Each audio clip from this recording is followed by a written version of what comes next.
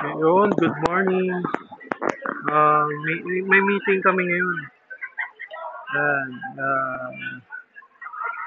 may meeting kami kaya marami kami ngayon. Then, pag-usapan natin yung advantage ng pagiging green GSM. Una, 8 hours namin, minimum 695. Tapos, pagka naka-incentive ka, naka-hit ka ng parang gross, may dagdag incentive yun.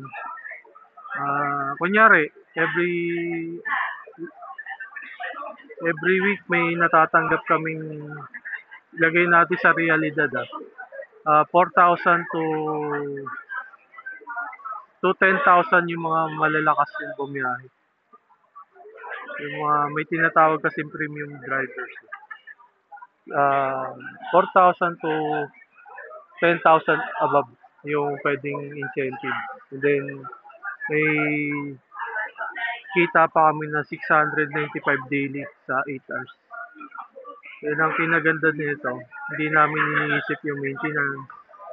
Kaya lang kami, linisin lang namin yung sasakyan namin yung unit na binigay sa amin.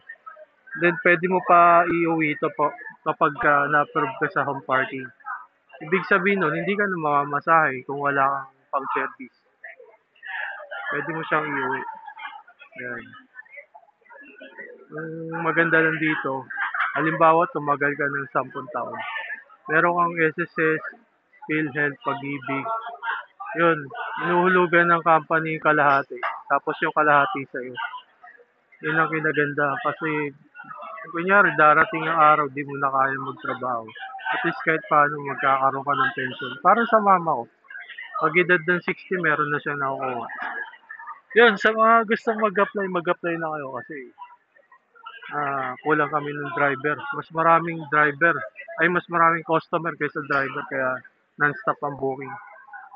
Kaya madali rin yung mga daming taxi.